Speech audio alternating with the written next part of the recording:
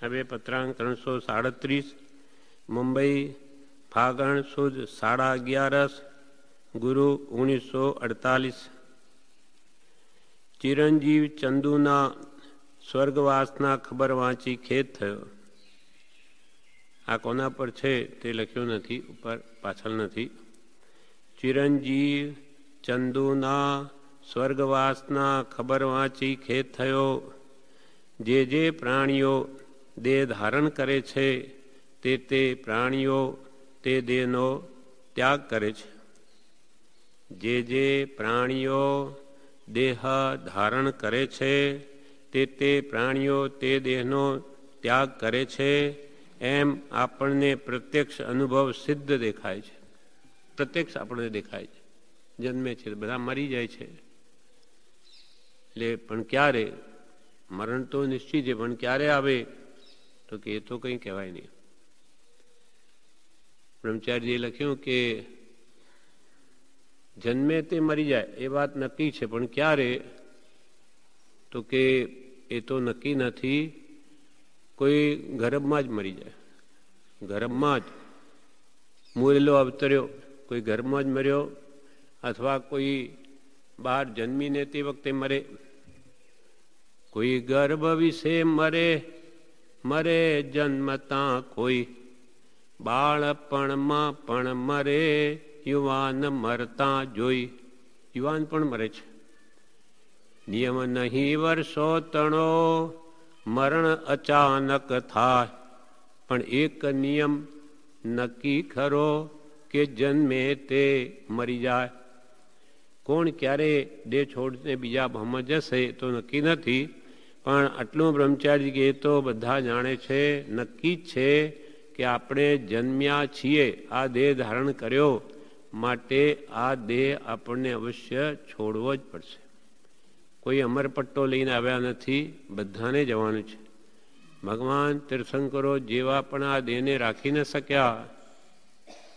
ઇન્દ્રિય ભગવાન મહાવીરને એમ કહ્યું કે ભગવાન આપ થોડુંક આયુષ્ય વધારજો, ભસ્મકાળ બેઠો છે, અને આ વખતમાં જો આપનો દેહ ત્યાગ થશે તો જૈન ધર્મની ઘણી હાનિ થશે, એટલે આ 2 ઘડી આયુષ્ય વધારો। ત્યારે ભગવાન શું કહે કે ભાઈ 2 ઘડી તો શું, એક સમય પણ હું આયુષ્ય નહીં વધારી શકું। જ્યારે ભગવાન પોતાનું નહીં વધારી શકે તો આપણે શું વધારવાના? આયસો નાહી રહે દશરથ લક્ષ્મણ રામ, तुम कैसे रह जाओगे मूढ़ पाप के धाम। આવા પુણ્યશાળી પુરુષો પણ આ દેહને ટકાવી ન શક્યા। તીર્થંકર જેવા સર્વથી મહાનમાં મહાન પુણ્ય હોય તો ભગવાન તીર્થંકરનું જ હોય, જેના તો 64 ઇન્દ્રો જેના દાસ છે, સર્વત્ર જેની જય જયકાર છે, જગતપતિ છે, સંપૂર્ણ જ્ઞાનના ધરતા છે, એના જેવું કોઈ મહાન વિશ્વમાં નથી। આવો પુરુષ પણ જ્યારે એક સમય પણ આયુષ્ય ન વધારી શકે તો પછી આપણે તો કોઈ દિવસ કલ્પના જ કરવી નહીં। એટલે કે છે કે એ બની શકે જ નહીં, જો નિશ્ચિત થયું છે તેમ જ થશે। તેમ આપણું પણ આપણે જન્મ્યા છીએ, માટે જેટલું આયુષ્ય બાંધીને આવ્યા છીએ તે પૂરું થયે અવશ્ય આ દેહ છોડવાનો જ છે। ચંદુના સ્વર્ગવાસના ખબર વાંચી કૃપાલ કે ખેદ થયો, અમને બાળક છે, આવું એનું મરણ થઈ ગયું, પણ પાછું ધીરજ આપવા કે છે કે ભાઈ જે પ્રાણીઓ દેહ ધારણ કરે છે તે પ્રાણીઓ તે દેહનો ત્યાગ કરે છે, તો નિયમ છે। એટલે કોઈ વહેલું કે કોઈ મોડું, કોઈને બાપ મરી જાય ને બેટો જીવે, અથવા બેટો મરી જાય ને બાપ જીવે, કાંઈ નહીં કહેવાય। છતાં પણ આ જીવને મોહ ખસતો નથી, એટલે કૃપાલદેવે ઉપદેશ છાયામાં કહ્યું કે આ જીવ કેવો છે કે એક શેઠને પુત્ર મરી ગયો, 20 વર્ષનો નવજવાન મરી ગયો, પોતે ઉપદેશમાં કહ્યું છે, ઉપદેશામ રચનામૃતમાં। ત્યારે એમને પહેલાં તો ખેદ થયો કે હો એના પર કેટલી આશા રાખેલી ને તો મરી ગયો, પણ તરત જ મનમાં શું આવ્યું કે ભલે એ મરી ગયો પણ એનો પુત્ર છે ને, એ મોટો થશે એટલે બધું સુખ થઈ રહેશે. પણ કૃપાલય કે હવે એ જુવાન છોકરો મરી ગયો, હવે એનો છોકરો મોટો થશે અને બધું સુખ મને મળી રહેશે, ત્યારે શું પોતે અહીંયા બેસી રહેવાનું છે? હાજર અમર છે પોતે. પોતાને કેમ વિચાર નથી આવતો કે હું તો ઘરડો થયો, હવે તો મરણ મારું આવશે, પહેલાં હું મરી જઈશ, એના પુત્રને હું ક્યાં જોવાનો? પણ મોહ છે, કાંઈ નહીં, કે આનો છોકરો મોટો થશે એટલે બધું સુખ શાંતિ થઈ રહેશે. એટલે કેવો જીવનો મોહ મમત્વ છે. એટલે કૃપાલ કે જે જે પ્રાણીઓ દેહ ધારણ કરે છે તે પ્રાણીઓ તે દેહનો ત્યાગ કરે છે, એમ આપણને પ્રત્યક્ષ અનુભવ સિદ્ધ દેખાય છે. બધા જાય છે, કોઈ રહેતા નથી. આ પરિસરની પાછી આવતા પરિસર સુધી કોણ હશે, એમાંથી કોણ ચાલ્યા જશે, કંઈ જ ખબર નથી. તેમ છતાં કૃપાલ કે તેમ છતાં આપણે જોઈએ છીએ, બધાને બાળી પણ આવીએ જોઈએ છીએ, એમ આપણને પ્રત્યક્ષ અનુભવ સિદ્ધ દેખાય છે. તેમ છતાં આપણું ચિત્ત તે દેહનું અનિત્યપણું વિચારી નિત્ય પદાર્થના માર્ગને વિશે ચાલતું નથી. કે ભાઈ આવું બધું જ અનિત્ય છે, તો હું પણ અનિત્ય છું, મારો દેહ જવાનો. તો આ જગતમાં નિત્ય શું છે? નિત્ય એટલે શાશ્વત એવો કયો પદાર્થ છે? તે નિત્ય પદાર્થના માર્ગને વિશે ચાલતું નથી. એ શોચનીય એટલે ખેદમય વાતનો વારંવાર વિચાર કરવો યોગ્ય છે. બધા દેહ છોડી જાય ને મારે જવાનું છે, તો આમાં ખરેખર નિત્ય શું છે? પ્રથમ પદ આત્મા છે ને બીજું પદ આત્મા નિત્ય છે, બાકી તો બધું અનિત્ય છે. એના માટે તો આખી 12 ભાવનામાં જગતમાં પ્રસિદ્ધ છે. વૈરાગીની માતા જે વાસ્તવિક સ્વરૂપ બતાવે તે છે 12 ભાવનાઓ. એમાં કૃપાલદેવે કેટલું સુંદર લખ્યું છે ટૂંકાણમાં કે આ બધું અનિત્ય પદાર્થમાં શું મોહ કરો છો? તેની ગાથા લખી. વિદ્યોત લક્ષ્મી પ્રભુતા પતંગ આયુષ્ય તે તો જળના તરંગ પુરંદરી ચાપ નંગરંગ સુરાચીએ ત્યાં ક્ષણનો પ્રસંગ. વિદ્યુત લક્ષ્મી, વિદ્યુત એટલે વીજળી. લક્ષ્મી આપણી ધન કેવું છે? તો કે વીજળીના ઝબકારા જેવું. લક્ષ્મી વીજળી જેવી છે. વીજળીનો ઝબકારો એકદમ થયો અને કેવો ઓલવાઈ જાય, તેમ લક્ષ્મી આવીને ગઈ. પુણ્ય હોય ત્યાં સુધી રહે. પુણ્ય પરવારી ગયું કે કાં તો લક્ષ્મી જતી રહે, કાં આપણે જતા રહીએ. બેમાંથી વિયોગ નિશ્ચિત છે. લક્ષ્મી હોય, પૈસા ટકા ઘણું બધું હોય, પણ પોતાનું જ આયુષ્ય અહીંયા રહે નહીં કાયમ, એટલે એને જવું પડે. કાં પોતે હોય પણ પુણ્ય ખલાસ થઈ ગયો તો લક્ષ્મી બીજાની પાસે જતી રહે. લક્ષ્મી વીજળી જેવી છે.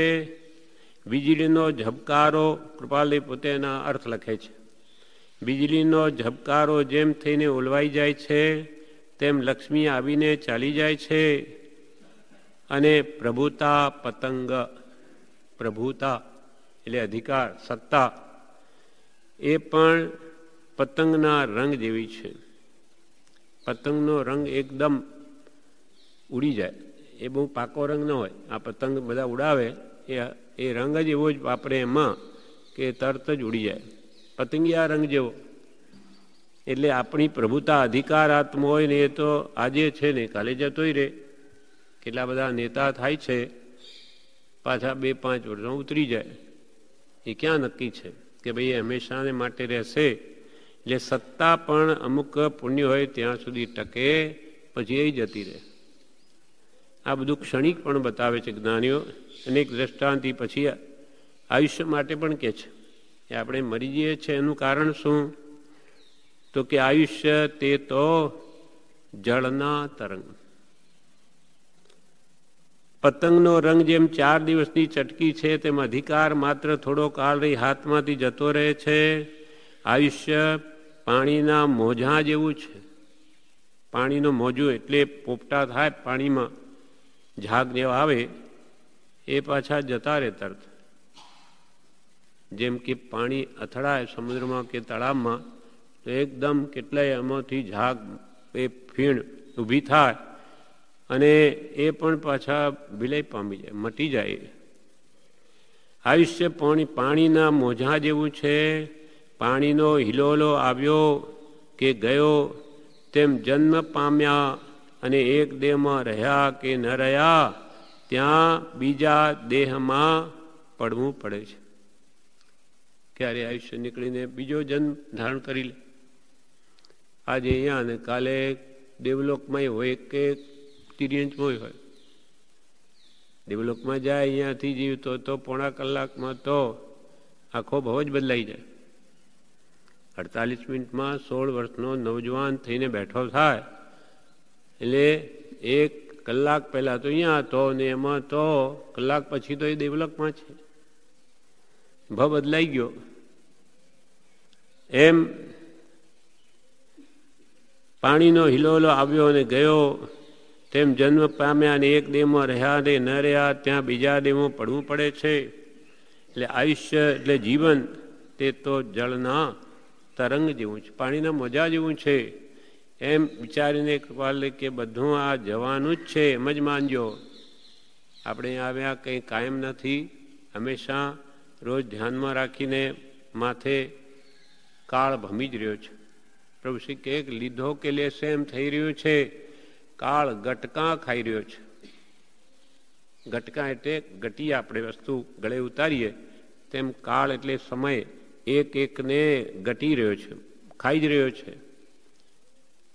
એટલે પેલાને લીધો હવે બીજાને લેશે એમ આપણે જો અહીંયા ઊભા હોઈએ અને ત્યાં દવ લાગ્યો હોય, બળતું હોય બધું, પણ આપણે કે જુઓ પેલું બળ્યું, પેલું બળ્યું, પેલું બળ્યું, પણ બળતું બળતું પોતા તરફ જ આવે છે.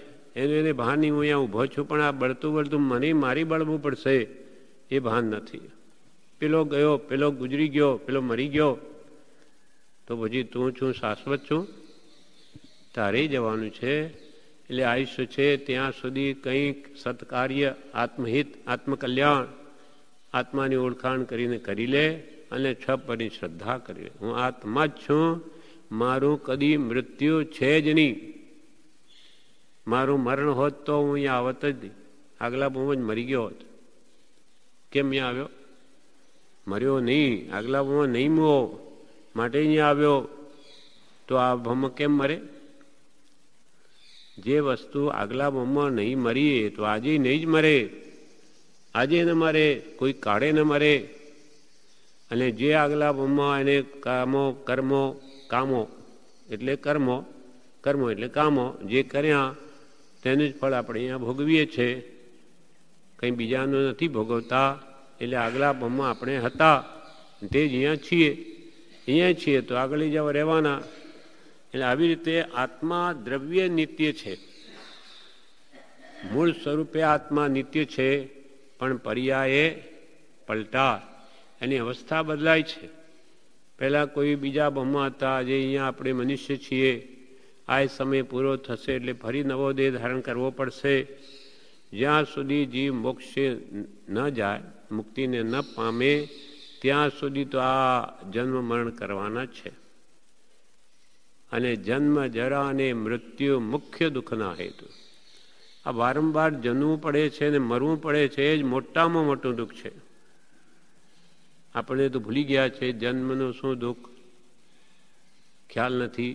પણ વિચારી તો ખ્યાલ આવે કે ભાઈ આ જરૂર માતાના ઘરમાં 9 મહિના અંધારી કોટડીમાં રહ્યો છે ઊંધે મસ્ત. એ કેવું દુઃખ હશે? વિચારે તો ખ્યાલમાં આવે તો કંઈ નહીં. એનો તો આજે ભૂલી ગયા. બચપન બાળપણે આપણને તો યાદ નથી. પછી બાળપણમાં શું કરતા હતા 2-3 વર્ષ કાંઈ ખબર નથી. એમ જન્મના દુઃખ પણ ખ્યાલ નથી. વૃદ્ધા, જન્મ, જરા અને મૃત્યુ 3 કહ્યા છે. વૃદ્ધાવસ્થાના પણ દુઃખ ઓછા નથી. એ તો જેને આવ્યું હોય એ જાણતો હોય કે જેને ઓછું દેખાતું હોય અથવા શરીરમાં કેટલી તકલીફ હોય. એમ વૃદ્ધાવસ્થાએ આપણે તો હજુ આવી નથી એ દુઃખ પણ, અને મરણનું તેથી પણ વિશેષ દુઃખ હોય એ પણ આપણે જાણતા નથી. એ પણ ભગવાન કે છે સર્વ કરતો વિશેષ પીડા છે અંત વખતે. અને આવું એકવાર થતું હોય તો સમજ્યા કે ભાઈ આ ભમમાં આપણો આત્મા મરી જશે એટલે ઉપાધિ ગઈ, પછી કંઈ છે નહીં આગળ દુઃખ. પણ એવું તો છે નહીં. જેવા આપણે કર્મ બાંધ્યા એટલે એના ફળ ભોગવવા પાછું જન્મવું. આવું જ્ઞાનીઓ કે અનંત વાર જન્મ મરણ જન્મ મરણ જન્મ મરણ થયા જ કરે છે. એટલે કૃપાલ કે જન્મ જરા અને મૃત્યુ મુખ્ય દુઃખના હેતુ કારણ તેના બે કયા? એના બે જ કારણ છે જન્મ મરણના: રાગ દ્વેષ અણ હેતુ. નકામા આજી રાગ દ્વેષ કર્યા જ કરે છે. સારું ખોટું એને મનમાં લાવ્યા વગર રહેવાતું જ નથી. સાધારણ ભોજન કરીએ છીએ તે વખતે પણ એને આ બહુ સારું છે, આ રસોઈ સારી છે, અથવા આ રસોઈ ખરાબ છે, એ અથવા બરોબર નથી, એ એને મનમાં આવી જાય. પણ આ પૂતગલ છે, મારે આ દેહને એને ખાડો પૂરવો છે, એ ભાવ ટકતો જ નથી. એટલે રાગ દ્વેષ થયા જ કરે. એટલે નવા નવા કર્મ, ભાવ કર્મ છે રાગ દ્વેષ, એનાથી દ્રવ્ય કર્મરૂપ વર્ગણાઓ આત્માને ચોટે અને પાછા ન કર્મ રૂપે આવું દેખાવ દે. એટલે આ કાળ ચક્ર અનાદિની આ જન્મથી મૃત્યુ પાછું ચાલ્યા જ કરે છે. જૂના ભોગવો નવા બાંધો, એટલે કોઈ દિવસ અંત જ આવતો નથી. જન્મ મરણના દુઃખ તો બધા જાણે. વૃદ્ધાવસ્થા માટે પણ શંકરાચાર્યએ ગાથા લખી છે કે વૃદ્ધ કેવો હોય તો કે એનું અંગ ગળી જાય. અંગમાં શરીરમાં તાકાત હોય નહીં બહુ. અંગમ ગલિતમ પલિતમ મુંડમ દશન વિહીનમ જાતમ તુંડમ કરદ્રુત કંપિત શોભિત દંડમ તદપિ ન મુંચત આશા પિંડમ. અંગમ ગલિતમ, જેનું અંગ એટલે શરીર ગળી જાય. પલિતમ મુંડમ, માથે પડિયા આવી જાય, બાળ સફેદ થઈ જાય. અંગમ પલિતમ ગલિતમ મુંડમ દશન વિહીનમ જાતમ તુંડમ. આ મોઢું દાંતથી રહિત થઈ જાય. દશન વિહીનમ જાતમ તુંડમ. તુંડમ એટલે મોઢું, બધા દાંત પડી જાય. ખાવું પણ ફાવે નહીં. ચાવવું કેમ? એ તો જેને બધા પડી ગયા હોય એને ખ્યાલ આવે કે રાબડી કે એને રોટલી નહીં, દાળમાં પલાળી નહીં ખાવું પડે. ચાવી શકે નહીં. કોઈ કડક વસ્તુ તો ખાઈ ન શકે. અંગમ ગલિતમ પલિતમ મુંડમ દશન વિહીનમ જાતમ તુંડમ કરદ્રુત. કર એટલે હાથ, બે હાથ. કરદ્રુત કંપિત શોભિત દંડમ. કંપવા થઈ જાય. હાથમાં પકડવા જાય ભાલ્યા જ કરે હાથ. રોકવા જાય તો રોકાઈ દે.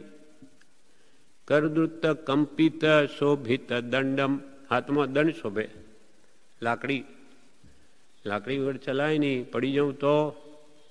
કરદ્રુત કંપિત શોભિત દંડમ તદપી ન મુંચત આશા પિંડમ. તો એ આ જીવ આશાના પિંડને છોડતો જ નથી. સંસારમાં સુખની આશા, ધનની આશા, કુટુંબની આશા, માન મોટાઈની ઈચ્છા એને મૂકતો જ નથી. અરે આ બધું ગળી ગયું છે, હવે તો છોડ. હવે તો તારા આત્માનું ધ્યાન કર. તો એને સૂચતો જ નથી. કોઈ જ્ઞાની પુરુષનો યોગ થાય તો વાત જુદી છે. એના શરણે રહીને એની આજ્ઞામાં રહે તો કલ્યાણ થાય. બાકી તો મોટે ભાગે દુનિયામાં આ છે. જન્મો, વૃદ્ધાવસ્થાને પામો, મરી જાઓ, ફરી પાછા નવા જન્મો. આમ એ જન્મ મરણના દુઃખ ભોગવ્યા જ કરો. એમ જ્ઞાનીઓ, કેવળ જ્ઞાનથી જોઈને કહે છે કે આ બધું શું છે, તમે શું દુઃખ પામો છો. એના કરતાં કદી જન્મવું ન પડે, મરવું જ ન પડે એવું શાશ્વત આત્માનું સુખ છે. તે તમે આત્મજ્ઞાન એકવાર કરી લો, આત્માની ઓળખાણ કરી લો, પછી એ સ્વભાવમાં કેમ રહેવાય, રાગદ્વેષને ઘટાડો, મટાડો, તો તમે સર્વકાળ અનંત અનંત સુખને પામી શકો. ફરી કોઈ કાળે જન્મ જરા મરણ આવે જ નહીં. પણ આ બધું, આ મોહ આપણો મટે એટલા માટે કૃપાલ લખે છે, આવા જગતના દુઃખો છે હવે તો છોડો. વિદ્યુત લક્ષ્મી પ્રભુતા પતંગ આયુષ્ય તે તો જળના તરંગ પુરંદરી ચાપયન અંગરંગ. પુરંદરી, પુરંદર એટલે ઇન્દ્ર. ઇન્દ્રનું એક બીજું પર્યાયવાચી નામ છે. પુરંદર એટલે ઇન્દ્ર, ચાપ એટલે ધનુષ. પુરંદરી ચાપ એટલે ઇન્દ્ર ધનુષ, જે વર્ષા ઋતુમાં રંગબેરંગી આકાશમાં થાય. એકદમ જોવાનું ગમે, કેટલું લાંબુ ને આમ 5-7 રંગવાળું, પણ એ તો થોડા વખતમાં તરત જ જતું રહે. પુરંદરી ચાપ અનંગ રંગ એટલે કામ ભોગના રંગ કેવા છે? 5 વિષયોના આ રંગબેરંગી ઇન્દ્રધનુષ જેવા છે. પુરંદરી ચાપ અનંગ, અનંગ એટલે કામદેવ, કામભોગ, એના રંગ એવા છે. તો શું રાચીએ ત્યાં ક્ષણનો પ્રસંગ? જે ક્ષણ માત્ર આપણે લોભાવીને એકદમ જતું રહે, તો એવા કામભોગમાં હે જીવ ત્યાં શું રાચવું, ત્યાં શું મોહ કરવો? કૃપાલી અર્થમાં કે છે, કામભોગ આકાશમાં ઉત્પન્ન થતા ઇન્દ્રના ધનુષ્ય જેવા છે.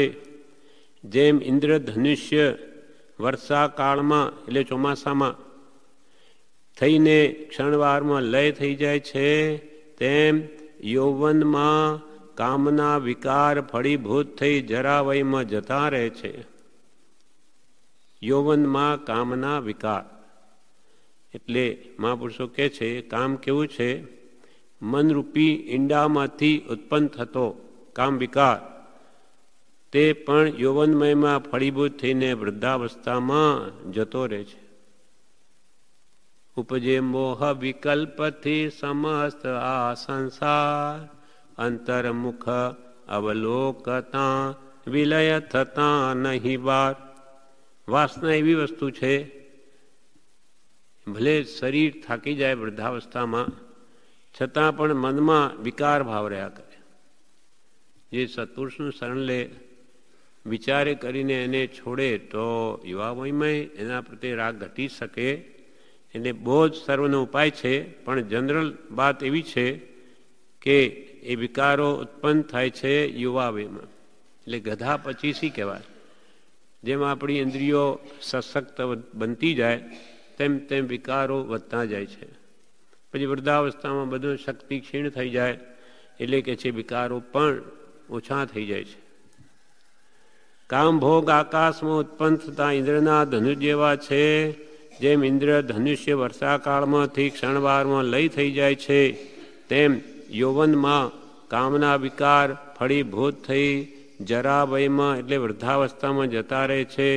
ટૂંકામાં હે જીવ, એ સઘળી વસ્તુઓનો સંબંધ ક્ષણ ભંગુર છે. આ બધું જ પછી લક્ષ્મી હોય કે અધિકાર હોય કે જીવન હોય કે કામભોગ હોય, એ બધા જ કે છે ક્ષણિક છે, અલ્પ માત્ર રહે. એ સઘળી વસ્તુઓનો સંબંધ ક્ષણભર છે. એમાં પ્રેમ બંધનની સાંકળે બંધાઈને શું રાચવું? આવા ભોગો પ્રત્યે કે ધન પ્રત્યે કે સત્તા પ્રત્યે કે એમાં પ્રેમની બંધનની સાંકળે બંધાઈને શું રાચવું? એમાં શું મહાલવું? કર્મો બાંધીને એમાં શું મોહ કરવો? એ સઘળા ચપલ અને વિનાશી છે. બધી જ વસ્તુઓ જગતની ક્ષણિક છે. કેમ કે બધી પૂતગલની પર્યાય છે, મૂળ દ્રવ્ય નથી. એટલે પર્યાય એટલે સંયોગથી ઉત્પન્ન થયેલી વસ્તુઓ છે, માટે એનો વિનાશ પણ જરૂરી છે, જરૂર થવાનો જ. અને એના પ્રત્યે ગમે તેટલો મોહ કરીશું તો આપણે દુઃખ જ પામવાના. કેમ કે વસ્તુઓમાં સમય આવી નાશ પામવાની જ. કેટલા ચપલ અને વિનાશી છે, પણ તું અખંડ અને અવિનાશી છે. કૃપાલ કે તારો આત્મા એ અખંડ છે, ખંડિત ક્યારેય થયો નથી, થતો જ નથી. કારણ કે મૂળ દ્રવ્ય છે. એના અસંખ્યાત પ્રદેશમાંથી એક પણ પ્રદેશ છૂટો પડતો જ નથી. જ્યારે પૂતગલિક બધી વસ્તુઓ છે એ તો સંયોગને ભેગી કરવાથી થાય. આપણે કોઈ પણ કાપડ બનાવીએ તો પહેલાં રૂ હોય, એના ધાગા બનાવવાના, પછી ધાગામાંથી આ વણાટ થાય, તાણા વાણા થઈને કપડું વળે, પછી રંગાય. એ આપણે વસ્તુઓ બધી ભેગી કરીને બનાવવામાં આવ્યું, માટે જવાનું, એ ફાટવાનું છે. કોઈ પણ વસ્તુ જગતની લો, બધી જ સંયોગિક જ છે. બધા પૂતગલ પરમાણુઓનો જથ્થો છે. મૂળ દ્રવ્ય પૂતગલ દ્રવ્ય છે, એ પરમાણુ, એનો નાશ નથી. પણ આપણને જે કંઈ પણ દેખાય છે કે વાપરીએ છે એ બધી તો અનંત પૂતગલ પરમાણુનો પિંડ છે. એટલે એ પૂતગલ પરમાણુ ભેગા થયા છે, માટે વસ્તુ દેખાય, માટે એનો નાશ નિશ્ચિત છે. પણ આત્મા કોઈ સંયોગોથી નહીં, જેની ઉત્પત્તિ થાય, નાશ ન તેનો કોઈમાં, તેથી નિત્ય સદાય. કોઈ પણ દ્રવ્ય ભેગું કરવાથી આત્મદ્રવ્ય ઉત્પન્ન ન કરી શકાય. કૃપાલે તેમ કહ્યું કે જો એ થઈ શકતું હોત તો આત્મા બજારમાં વેચાતો મળત. જેને બહુ આત્મા જોઈતા હોય કે ભાઈ અહીંયા પ્રજા ઓછી છે, ચલો ખરીદી લાવો, મળે છે બજાર. કોઈ કાળે થયું નથી, થવાનું પણ નથી. આત્માને કોઈ ઉત્પન્ન નહીં કરી શકે. માટે કૃપાલે કોઈ સંયોગોથી નહીં જેની ઉત્પત્તિ થાય, નાશ ન તેનો કોઈમાં, તેથી નિત્ય સદા. જ્યારે આપણને બધું જે દેખાય છે એ રૂપી દ્રવ્ય માત્ર એક પૂતગલ છે, અને એના નાનામાં નાનો એનો ભાગ હોય તે પણ એમાં અનંત પરમાણુ ભેગા થાય ત્યારે જ આપણી આંખે દેખાય. દેખાય પણ નહીં, નાનામાં નાનું જે વસ્તુ લ્યો એકદમ આપણે તો દેખાય. હમણાં તો બધી મોટી છે, કંથુઓ જેવો જીવ હોય તે મોટો દેખાય. એનાથી પણ ઝીણા કણ, તે આપણને માત્ર એક રૂમમાં બંધ હોય, અંધારું હોય ને કાણું હોય, તો એમાંથી જે પ્રકાશ આવતો હોય તેમાં આપણે હજારો લાખો રજકણ દેખાય. ઝીણામાં ઝીણા, ઝીણામાં ઝીણા. એક જે ઝીણામાં ઝીણો દેખાય પૂતગલ પરમાણુનો, એમાં પણ અનંત પૂતગલ પરમાણુ છે. ન એમાં નાનામાં દેખાય, એમાં અનંત ભાગ એના થઈ શકે. એટલે કેટલું સૂક્ષ્મત્વ છે. એટલે કે પૂતગલ પરમાણુ, એક પૂતગલ પરમાણુ અથવા એક આત્માનો પ્રદેશ કે કાળનો એક સમય, એ કેવળ નાની સિવાય કોઈ જોઈ શકતું જ નથી. કેવળ નાનો જ વિષય છે કે આત્માનો એક પ્રદેશ કે પૂતગલનો એક પરમાણુ કે કાળનો નાનામાં નાનો એક સમય, તે કેવળ જ્ઞાનીઓના જ્ઞાનમાં જ આવે. અજ્ઞાની આ ચામડાની આંખ તે આપણે કોઈ કાળે જોઈ શકીએ નહીં, પણ છે જ. માટે ભગવાને કહ્યું છે. એટલે આપણને જે કંઈ પણ દેખાય તે તો પૂતગલનો પિંડ જ છે. એટલે એ સંયોગથી ભેગો થયેલો માટે એનો નાશ અવશ્ય છે. પણ આત્મા કોઈ કાળે સંયોગથી ઉત્પન્ન થઈ શકે નહીં, માટે અખંડ દ્રવ્ય છે, જન્મ્યો નથી, માટે અવિનાશી છે. અજર, અમર અને અવિનાશી દેહાતીત સ્વરૂપ છે.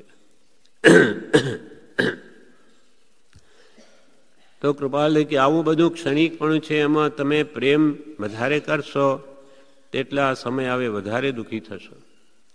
એનું એક દ્રષ્ટાંત આપે છે. ભિખારીનો ખેદ ભાવના બોધમાં અનિત્ય ભાવના, જે પહેલો જ ભાવના છે, એમાં કૃપાલ આ બધું અનિત્ય પણ બતાવ્યું. ભિખારીનો ખેદ દ્રષ્ટાંત એ અનિત્યને સ્વપ્નવત સુખ પર એક દ્રષ્ટાંત કહીએ છીએ. એક પામર ભિખારી જંગલમાં ભટકતો હતો. ત્યાં તેને ભૂખ લાગી, એટલે તે બિચારો લડથડિયા ખાતો ખાતો એક નગરમાં એક સામાન્ય મનુષ્યને ઘેર પહોંચ્યો. ભૂખ લાગી છે, હવે ક્યાં જવું? ભીખ માંગે, કોઈ આપે તો પેટ ભરાય. એટલે લડથડિયા ખાતો એક નગરમાં એ સામાન્ય મનુષ્યને ઘેર પહોંચ્યો. ત્યાં જઈને તેણે અનેક પ્રકારની આજીજી કરી. તેના કાલા વાલાથી કરુણાદ્ર થઈ તે ગ્રહપતિની સ્ત્રીએ તેને ઘરમાંથી જમતા બધેલું મિષ્ટાન ભોજન આણી આપ્યું. હવે વિચારો કેવી સ્થિતિ હોય, કોણ આપે ખાવાનું? એટલે સામાન્ય મનુષ્ય ઘેર પહોંચ્યો ત્યાં અનેક પ્રકારની આજીજી કરી, કાલાવાલા કર્યા, મને આપો આપો, હું ભૂખે મારું છું, કંઈક આપો. તો વળી દયાભાવ આવવાથી કરુણાર્દ્ર, કરુણાથી જેનું હૃદય ભીનું થઈ ગયું એવી શેઠાણીએ ગ્રહપતિની સ્ત્રીએ તેના ઘરમાંથી જમતા વધેલું, બધા જમી રહ્યા પણ મિષ્ટાન વધેલું હતું, એટલે એમાંથી થોડું મિષ્ટાન આપ્યું અને મીઠાઈ આપી. એ મિષ્ટાન ભોજન આણી આપ્યું. એવું ભોજન મળવાથી ભિખારી બહુ આનંદ પામતો પામતો નગરની બહાર આવ્યો. હેઠવાડો મળ્યો તો પણ એને ખૂબ આનંદ થઈ ગયો. ઓહો, આજે તો મને મિષ્ટાન મળી ગયું. કેમ કે આવાઓને લુખા રોટલા આપે. જીવની વૃત્તિ કેવી છે હોય તો છોન રહ્યું ખાઈશું સાંજે, પણ આપવાનું મન નહીં થાય. પણ હૃદય ભીનું થઈ ગયું અને એને મિષ્ટાન આપી દીધું એટલે એને તો ખૂબ આનંદ થઈ ગયો કે આજે તો બહુ સરસ વસ્તુ ખાવાને મળી ગઈ. કરુણાર્ધથી ગ્રહપતિએ ઘરમાંથી મિષ્ટાન ભોજન આણી આપ્યું. એવું ભોજન મળવાથી ભિખારી બહુ આનંદ પામતો પામતો નગરની બહાર આવ્યો. આવીને એક ઝાડ તળે બેઠો.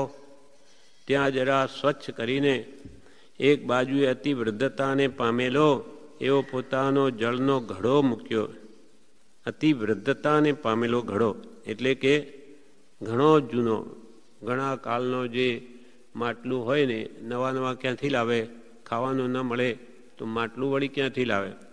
એટલે ફૂટલું હોય અથવા કાનો તૂટેલો હોય, જૂનો હોય, એ ઘડો ક્યાંય પડ્યો એના હાથમાં આવી ગયો, એને મૂક્યો એક બાજુ પાણી માટેનો, એક બાજુએ પોતાની ફાટી તૂટી મલિન ગોદડી મૂકી. ફાટી તૂટી ગોદડી, આ બધા પાપના ફળ છે. નહીં તો એવું કેમ થાય? કૃપાલ એકને તો કે ફૂલોની સૈયામાં સૂવે ને એકને આવા ફાટી તૂટી ગોદડી પણ સુવાને મળતી નથી. એટલે ફાટી એ ગોદડી મૂકી અને પછી એક બાજુએ પોતે તે ભોજન લઈને બેઠો. હવે જાણે મારું જે ધન છે, ફાટલી ગોદડી માટલું બરોબર ઠેકાણે મુકાઈ ગયું, ચાલો હવે આપણે જમી લઈએ. ભોજન લઈને બેઠો. રાજી રાજી થતાં કોઈ દિવસે તેણે નહીં દેઠેલું એવું ભોજન, મિષ્ટાન ભોજન એણે ખાઈને પૂરું કર્યું. ભોજનને સ્વધામ પહોંચાડ્યા પછી, સ્વધામ એટલે ભોજન ક્યાં મુકાય? પોતાના ઘરમાં, પેટમાં. પેટમાં એ મૂક્યું. ભોજનને સ્વધામ પહોંચાડ્યા પછી ઓશિકે એક પથ્થર મૂકીને તે સૂતો. બીજું ઓશિકું ક્યાંથી લાવે?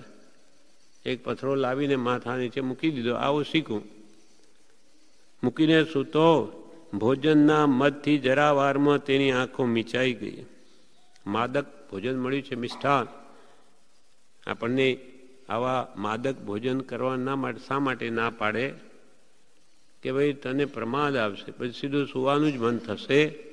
એટલે પ્રભુશ્રીને કહેલું, મુનિ તમે નીરસ આહાર કરજો, કોઈ ભૂલમાં તમને નાખી દે તોય બીજાને આપી દેજો, તમે ખાશો નહીં.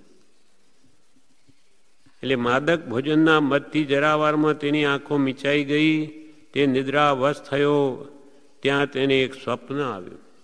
સૂઈ ગયો છે, હવે ઊંઘ આવી ગઈ સારી એવી, કેમ કે મિષ્ટાન ખાધું. સ્વપ્ન આવ્યું. ત્યાં પોતે જાણે મહારાજ રિદ્ધિને પામ્યો છે. આ તો મોટો રાજા બની ગયો છું તો, પણ સ્વપ્નમાં પોતે જાણે મહારાજ રિદ્ધિ એટલે રાજ વૈભવને પામ્યો છે. તેથી તેણે સુંદર વસ્ત્રાભૂષણો ધારણ કર્યા છે. હું તો રાજા બની ગયો છું, એટલે સુંદર વસ્ત્ર આભૂષણ વગેરે ધારણ કર્યા છે. દેશ આખામાં તેના વિજયનો ડંકો વાગી ગયો છે. આખા ગામ, દેશ આખામાં પોતે જાણે જીત મેળવી ગયે છે. જયનો પતાકા, જય પતાકા, વિજયનો ડંકો વાગી ગયો છે. સમીપમાં તેની આજ્ઞા અવલંબન કરવા અનુચરો ઉભા રહ્યા છે. પાસે જ એના નોકરો અનુચરો ઉભા છે કે જાણે જેવા રાજાનું કંઈ બોલ પડે કે તરત ઝીલી રહે. રાજા છે એ કે એટલે તરત જ એના નોકરો શું જોઈએ મહારાજ ફલાણું, તરત જ દોડાદોડ કરીને લાવે. એટલે સમીપમાં તેની આજ્ઞા અવલંબન કરવા અનુચરો ઊભા થઈ રહ્યા છે. આજુબાજુ છડીદારો ખમા ખમા પોકારે છે. ખમા ખમા એટલે કે આપનું કુશલ થાવ અથવા કુશલ રહો, આપને દુઃખ ન થાવ એમ બતાવવાના જે વચનો છે તે ખમા ખમા, આપને ઘણી ખમા, અથવા આપણી અમારા પર ઘણી દયા છે, ક્ષમા છે, એમ ખમા ખમા પુકારનારો છડીદારો પણ ઊભા છે. એક ઉત્તમ મહાલયમાં એટલે ઉત્તમ મહેલમાં સુંદર પલંગ પર તેણે શયન કર્યું છે. ભિખારીને આ સ્વપ્ન આવ્યું છે. તે પલંગ પર સૂતો છે. દેવાંગના જેવી સ્ત્રીઓ તેને પાદ ચંપન કરે છે. દેવાંગના જેવી સ્ત્રીઓ, એની રાણીઓ તેની પગચંપી કરી રહી છે. એક બાજુથી મનુષ્યો પંખા વડે સુગંધી પવન ઢોળે છે. એમ એને અપૂર્વ સુખની પ્રાપ્તિવાળું સ્વપ્ન પ્રાપ્ત થયું. ઓહો, જાણે કે રાજ રિદ્ધિ બધી સુવિધા એવો એને અનુભવ થયો સપનામાં, અને જાણે હું તો અપૂર્વ સુખને પામ્યો છું.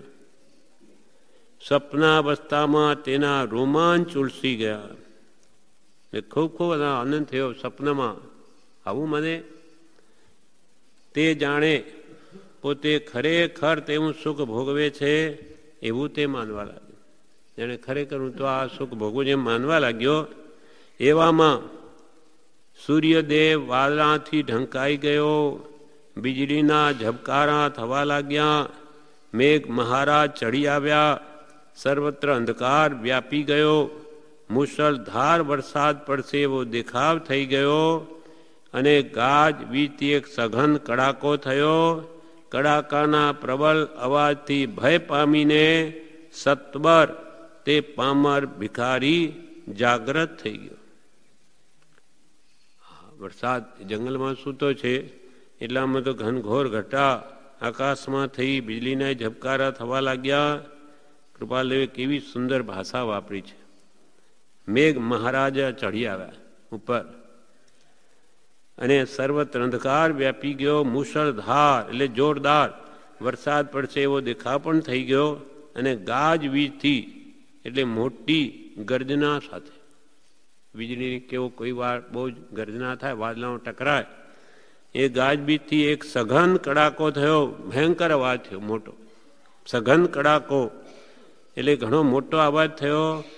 કડાકાના પ્રબળ અવાજથી ભય પામી. શું થયું? એકદમ ભય પામીને સત્વર એટલે જલ્દી તે પામર ભિખારી જાગી ગયો.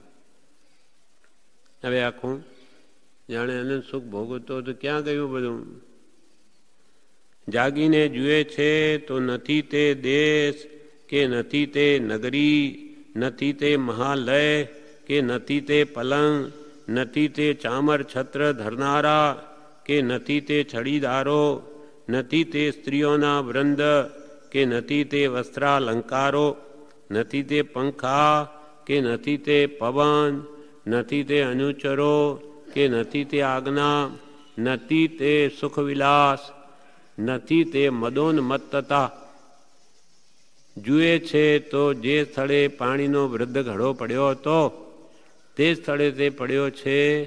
જે સ્થળે ફાટી તૂટી ગોદડી હતી તે અનેક જાડી ગોખવાળા વસ્ત્ર ધારણ, તે સ્થળે ફાટી તૂટી ગોદડી પડી હતી તે સ્થળે તે ફાટી તૂટી ગોદડી પડી છે. ભાઈ તો જેવા હતા તેવા ને તેવા દેખાયા. બધું ક્યાં ગયું? આ શું થયું? એકદમ રાજસુખ અનુભવતો હતો ને આ તો બધું જતું રહ્યું. પોતે જેવા મલિન અને અનેક જાડી ગોખવાળા વસ્ત્ર ધારણ કર્યા હતા. એટલે કપડામાં ફાટેલા વચ્ચે અને અનેક ગોખ એટલે ફાટેલા વચ્ચે કાણા પડી ગયેલા એવા કપડાં પહેરેલા હતા. પોતે જેવા મલિન એટલે મેલા અને અનેક જાડી ગોખવાળા, બારી બારણા આપણે મૂકીએ ને દર ઘરમાં, તેમાં શર્ટમાં બધી બારી બારણા એટલે ગોખવાળા જાડી ગોખવાળા વસ્ત્ર ધારણ કર્યા હતા. તેવા ને તેવા તેજ વસ્ત્રો શરીર ઉપર બિરાજે છે. નથી તલભાર ઘટ્યો કે નથી જવભાર વધ્યો. એ સગડો જોઈને તે અતિ શોક પામ્યો, અત્યંત ખેદ થયો. આ શું થયું? હું તો રાજ સુખ અનુભવતો હતો ને આ તો બધું ગયું મારું. જે સુખાડંબર વડે મેં આનંદ માન્યો તે સુખમાન તો અહીં કશું નથી. હું રાજા અને આ બધું હતું ને હવે એમાં તો એ કંઈ છે જ નહીં. અરે રે, મેં સ્વપ્નના ભોગ ભોગવ્યા નહીં અને મિથ્યા ખેદ મને પ્રાપ્ત થયો. બિચારો તે ભિખારી એમ ગ્લાનીમાં આવી પડ્યો. સપનામાં એટલું સુખ ભોગવતો હતો, જાગ્યો ત્યારે જોયું કે આમાં તો કોઈ સુખ મને છે જ નહીં. પણ આ બધું મારું જતું રહ્યું. હું કેવો સુખી હતો અને આ તો બધું જતું રહ્યું. હવે ખરેખર હતું શું? હતું જ નહીં તો જાય શું? એ તો ખૂબ પછી આમાં દુઃખની ભાવનાઓ એટલે કે ગ્લાનીમાં આવી પડ્યો કે મારે આવું દુઃખ આવી પડ્યું. પણ સુખ હતું જ ક્યાં? સુખાભાસ હતો. હવે એના ઉપરથી પ્રમાણ શિક્ષા આપે છે આપણને કૃપાલદેવ. પ્રમાણ શિક્ષા એટલે એની આપણા આ દ્રષ્ટાંત ઉપરથી એનું શું તાત્પર્ય સમજવું, એના શું બોધ દેવો તે હવે બતાવે છે. સ્વપ્ન પ્રાપ્તિમાં જેમ તે ભિખારીએ સુખ સમુદાય દીઠા ભોગવ્યા અને આનંદ માન્યો, તેમ પામર પ્રાણીઓ સંસારના સ્વપ્નબદ્ધ સુખ સમુદાયને મહા આનંદરૂપ માની બેઠા છે. સ્વપ્ન પ્રાપ્તિમાં એ ભિખારીને સ્વપ્ન આવ્યું, તેમાં તે ભિખારીએ સુખ સમુદાય દીઠા. ખરેખર તે ભિખારી કોણ? આપણો આત્મા, જે સંસારના પદાર્થોમાં ભોગમાં સુખ માની બેઠો છે. એટલે આપણી જ વાત છે. આપણે જાણે ભિખારી તો પેલો એ તો જંગલમાં ભટકતો એ નહીં. કૃપાલ કે તું જ એવો છો, તારી વૃત્તિઓ એવી છે કે નહીં, એટલે તુંય ભિખારી. કૃપાલદેવ તો ક્યાં સુધી કહ્યું? ભિખારી કોણ? કે જે તૃષ્ણા રાખે તેને ભિખારી કહ્યું. એક ભીખ માંગવા વાળાને પેટ ભરવા માટે, એ તો પેટ ભરવા માટે માગે છે. જ્યાં લાખો પતિઓ કરોડોપતિઓ પાસે કરોડો હોય છતાં પણ એ પણ માગે છે મને વધારે મળે. એટલે જ્ઞાની કે એ ભિખારી છે. વૃત્તિઓ બેની સરખી, વાલે એક ભૂંડની અને ચક્રવર્તીની સરખામણી કરે. વિષય વિકારની દ્રષ્ટિએ બે સરખા છે, બ્રહ્મદત્ત જેવા. એમ જ્યાં વિશેષ મેળવવાની તૃષ્ણા ભિખારીને છે તેમ આપણને છે. તો કે જે તું જ ભિખારી, આ તારી વાત છે.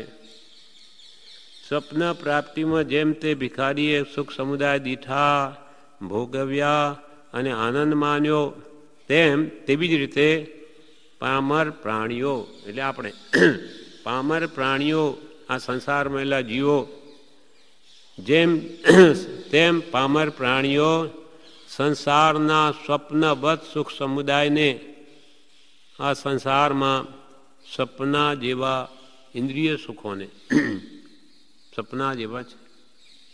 સપનમાં જેમ જાગ્રત થતાં કંઈ છે નહીં એમ લાગે, એમ આપણને પણ આ ઇન્દ્રિયના ભોગો ક્ષણ માત્ર સુખ આપે, બાકી તો આખો દાડો દુઃખ જ આપે. સુખ એ પણ સુખ નથી, સુખાભાસ છે. ખરું સુખ તો આ જીભે જાણ્યું જ નથી, ખબર જ નથી એને સુખ શું છે આત્માનું. ત્યારે ઇન્દ્રિયોમાં સુખ માની બેઠો.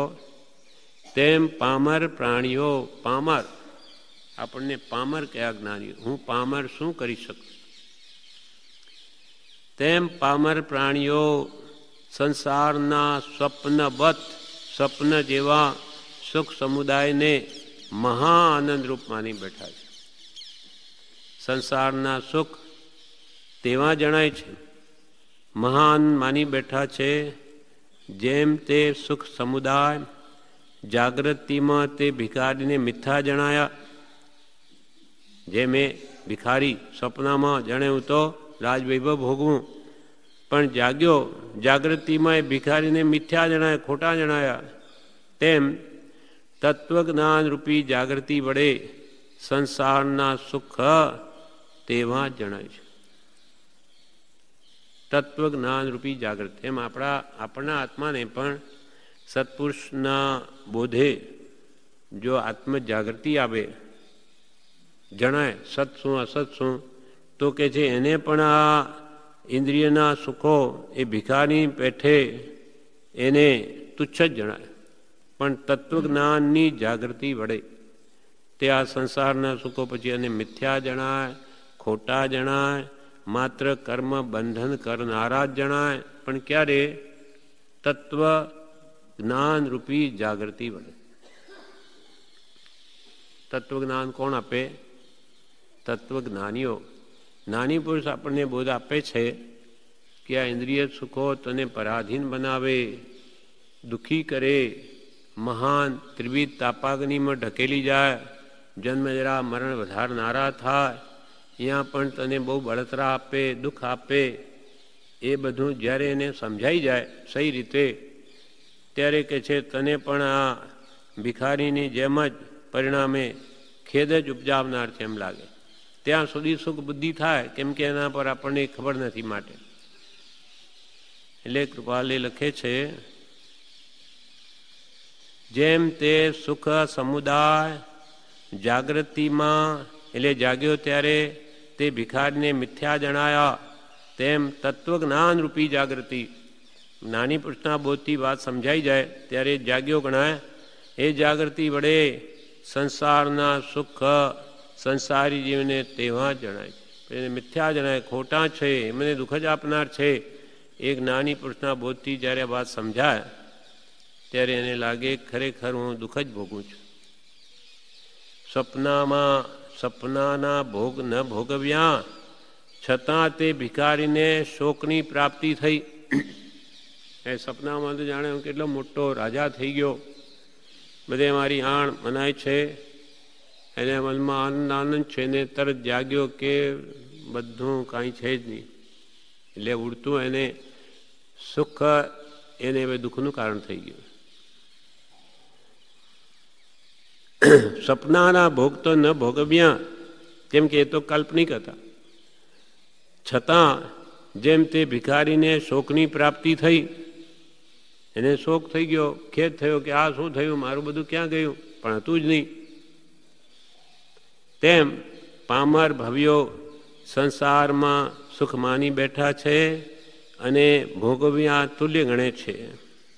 તેમ કે સંસારમાં સંસારી જીવો રાગ દ્વેષના ભાવો વડે એમ માને છે કે મેં આ ભોગોને ભોગવ્યા, પણ તે એને પરિણામે તો દુઃખ જ આપે છે.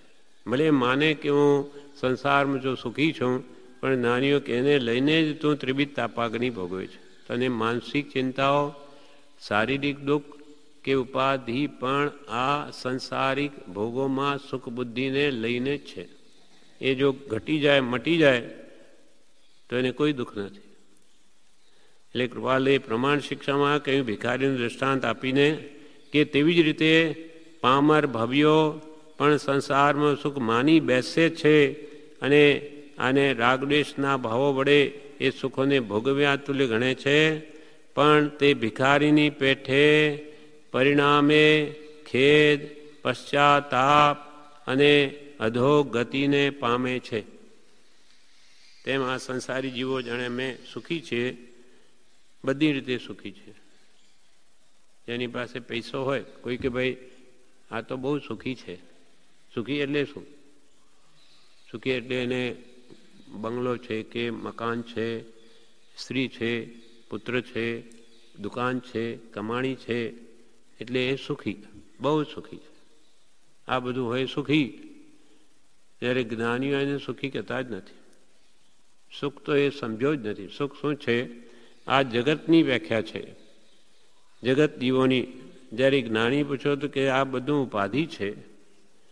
તું જેને સુખ માને, સુખ તો ક્ષણ માત્ર છે, પણ એના પાછળ કેટલી બધી ઉપાધિ છે, કેટલું આખી જિંદગી એના માટે આપણને આપી દેવી પડે છે. આ સઘળા સંસારની રમણી નાય કરો, એ ત્યાગ્યો બધું કેવળ શોક સ્વરૂપ. સ્ત્રી પુત્રાદિ ધનાદિને આપણે સુખના કારણ માનીએ છીએ. જ્યારે જ્ઞાની પૂછે એક શોક સ્વરૂપ છે. શોકની શરૂઆત, દુઃખની શરૂઆત જ ત્યાંથી થાય.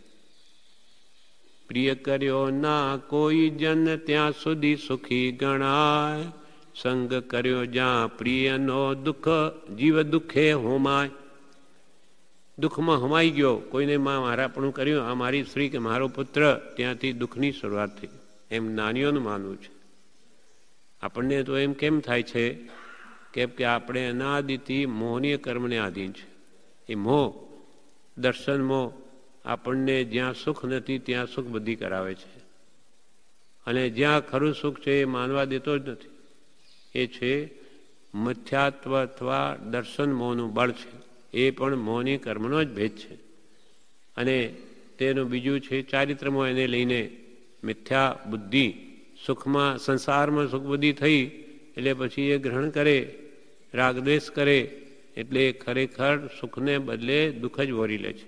એમ જ્ઞાનીઓની દ્રષ્ટિમાં છે. પણ એને અનાદિના મોહને લઈને એ વાત સમજાતી નથી.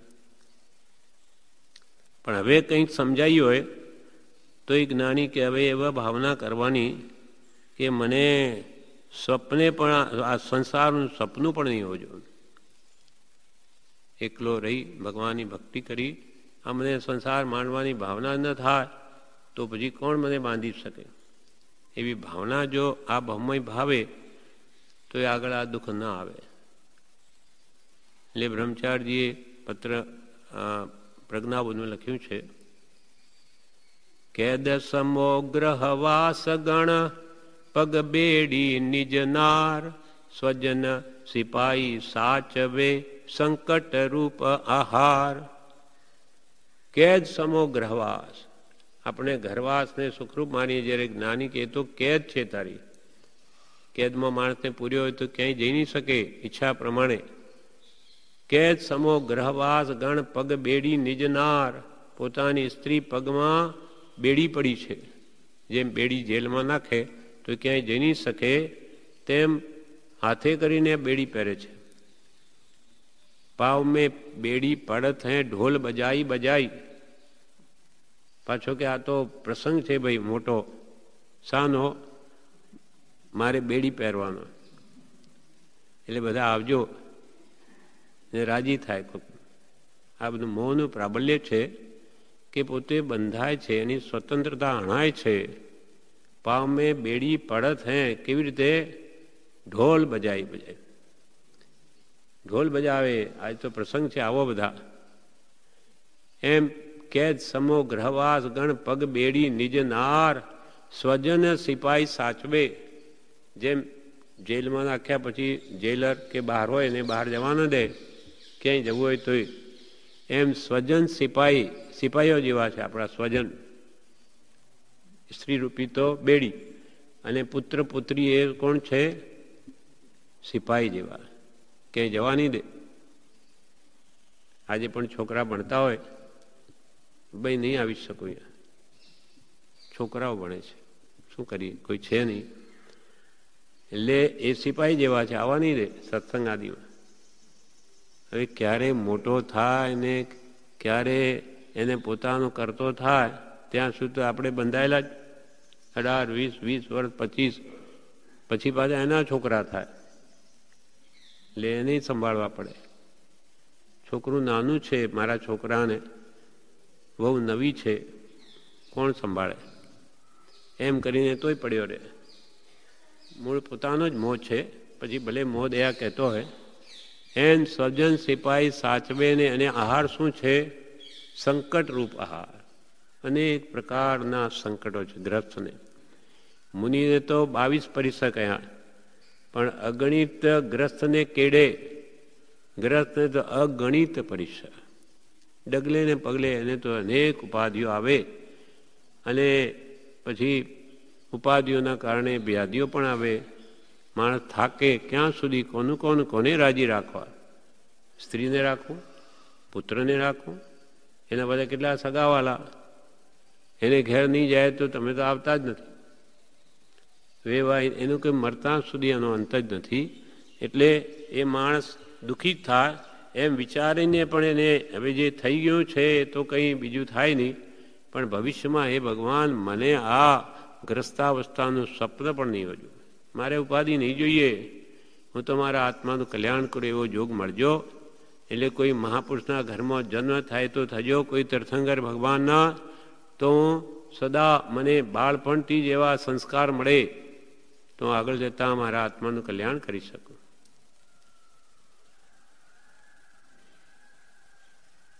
એક ભાવનામાં લખ્યું છે બ્રહ્મચારી પ્રજ્ઞાબુદ્ધમાં, જન્મો જ્યાં જ્યાં વિશ્વમાંજી હોતો હો અવતાર, સમકીતીના ઘરમાં જ મારો અવતાર હોતો હોજો. શું છે એની લીટી આગળની? સમ્યક વી કુટુંબમાંજી હોતો હો અવતાર. મારે અવતાર લેવો નથી, મારે જન્મવું જ નથી, પણ ફરી કદાચ જન્મવાનો મારા કર્મને આધીન જોગ હોય તો સમ્યક દ્રષ્ટિના ઘરમાં મને જન્મ આપજો. મારા માતા પિતા સમ્યક દ્રષ્ટિ હોય, જ્ઞાની હોય, તીર્થંકર હોય, એના ઘરમાં મને જન્મ આપજો. સમ્યક ત્વી કુટુંબમાંજી હોતો હો અવતાર. અબુધને પણ બોધતાજી મળજો સદગુરુ સાર જીવજોને, ક્ષણ ક્ષણ નર ભવ અવસર જાય. અબુધ અજ્ઞાનીને પણ બોધે અને એને જાનવરોથી માણસ બનાવી દે, પશુ ટાળી સુર રૂપ કરે એવા જ્ઞાની મળજો. એના ઘરમાં જન્મ હોજો કે મને જન્મથી જ આ ભાવ હોય. એટલે અહીંયા કે છે પછી આ ભિખારીની જેમ ખેદ નહીં થાય. તત્વજ્ઞાન રૂપી જાગૃતિ વડે સંસારના સુખ જણાય છે. સપનાના ભોગ ન ભોગવ્યા છતાં તે ભિખારીને શોકની પ્રાપ્તિ થઈ. ભોગ તો ભોગવ્યા નહીં અને આ ખેદમાં ગરકાવ થઈ ગયો. આ બધું સુખ ક્યાં ગયું? એવું એક બીજું દ્રષ્ટાંત છે. એ પણ ભિખારી જ હતો બીજો. એ બિચારાને ક્યાં સુવાનું હોય, કંઈ ખૂણામાં જઈને પડ્યા રહે, રાત તો કાઢવી પડે. એટલે એક ભીતના ઓથે એક ખૂણામાં એક સૂતો હતો, એક ભિખારી. એને સપનું આવ્યું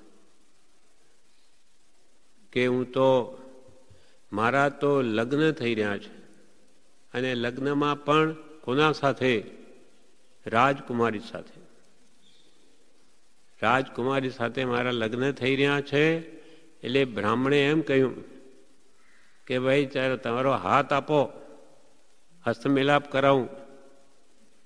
તે ઊંઘમાં એને કર્યો હાથ ઊંચો. જેવો ઊંચો કર્યો કે ત્યાં ભીત ઉપર એક વીછી બેઠો હતો. એ વીછી કરડ્યો એને.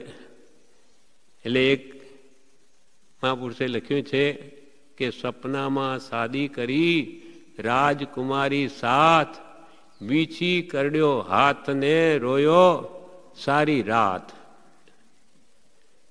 આ ક્યાં લગ્ન તો ક્યાંય ગયું, આ વીછી કરડ્યો આખી રાત રોયો.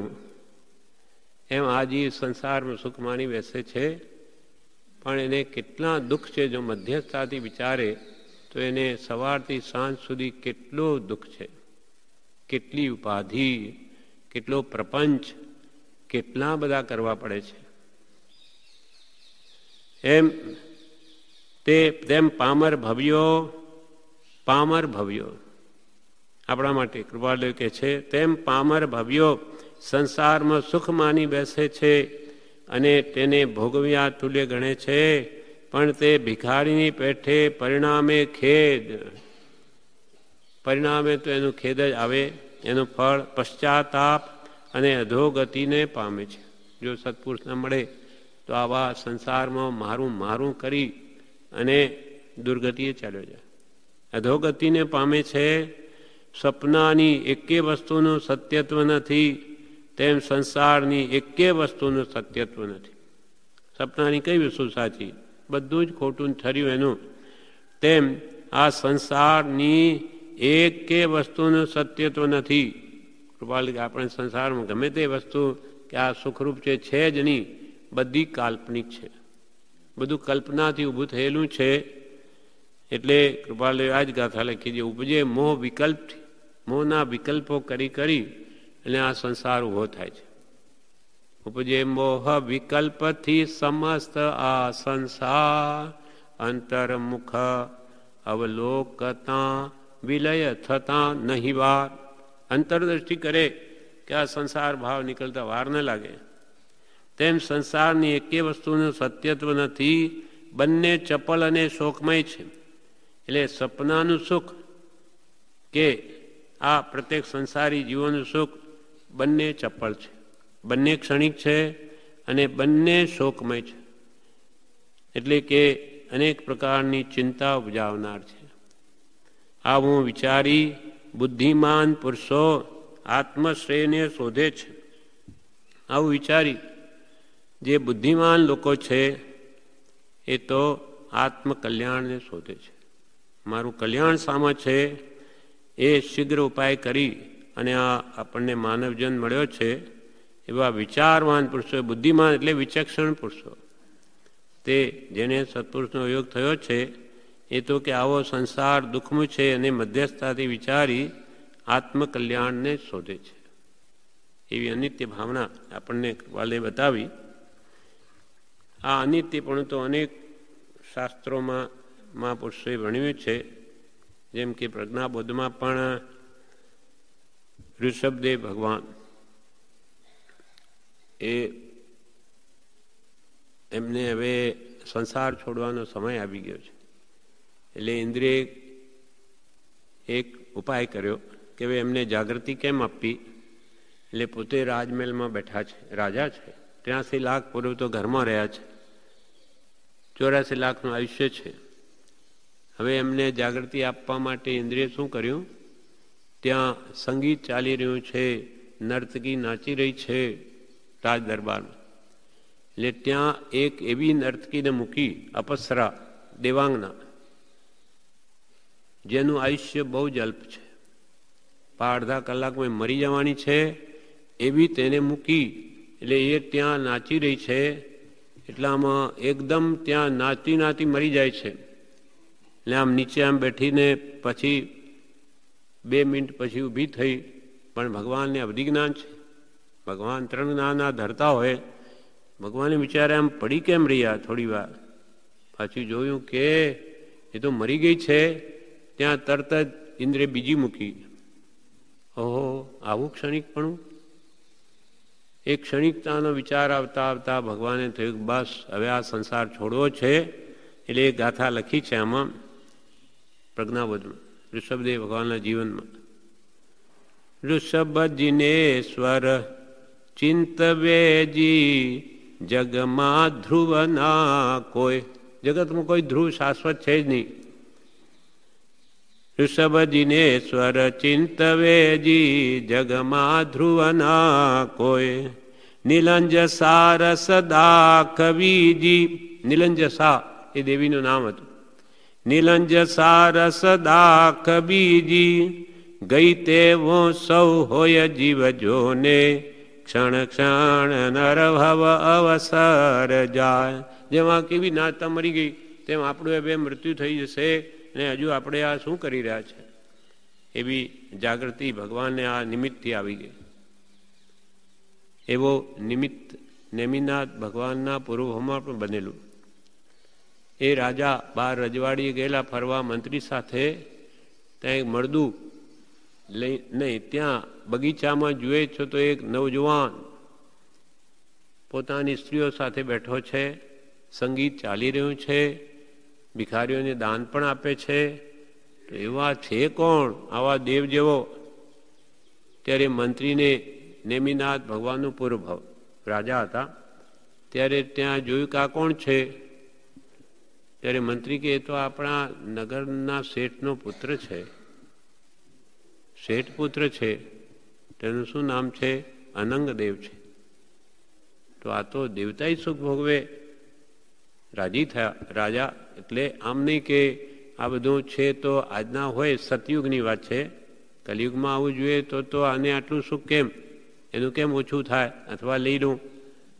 પણ એમને આનંદ થયો કે હો, મારા રાજ્યમાં પણ આવા છે, આવા સુખી કે જે દેવતાય એકદમ સુખ ભોગતા એવું લાગ્યું. આનંદ થયો. ગયા પાછા સાંજે ફરતા જુએ છે તો ઠાઠડી જઈ રહી છે કોઈની, અને છાતી વિલાપ થઈ રહ્યા છે પાછળ. તો આ છે શું? તપાસ કરી મંત્રીએ. તો કે મહારાજ, આપણે જે કાલે જોયો હતો ને, એ શેઠ પુત્ર અનંગદેવ આજે મરી ગયો છે. નેમિનાથ ભગવાનના જીવન આવો સુખી જુવાન ઉંમર છે ને એ મરી ગયો, બધું નાશવંત છે. હવે એક સમય પણ ઢીલ કરવા જેવી નથી. એમ ભગવાનના જીવે વિચારીને પછી ત્યાંથી દીક્ષા લઈ લે છે. પછી બીજા ભાવમાં નેમિનાથ ભગવાન બને છે. એનું પણ લખ્યું છે બ્રહ્મચારીજીએ. પરણે પ્રાતઃ કાળમાજી સાંજે પડતી રે પોક. સવારમાં પડે સાંજે તો મરી ગયો બીજાના માટે. પછી દ્રષ્ટાંત આપશે અનંગદેવનું. પરણે પ્રાતઃ કાળમાજી સાંજે પડતી રે પોક. રંગ રાગ પલટાય સૌજી. બધો રંગ રાગ હતો. સવારમાં તો ઢોલ વાજતા હતા, કેવું વાતાવરણ હતું. અને અહીંયા પેલા આનંદનું ના શોકનું સાવ વિપરીત. રંગ રાગ પલટાય સૌજી. હર્ષ હતો ત્યાં શોક જીવજોને. ક્ષણ ક્ષણ નર ભવ અવસર જાય. માટે મહાપુરુષોએ કહ્યું છે કે આ બધી પ્રાપ્ત વસ્તુ બધી ક્ષણિક છે, જવાની જ છે.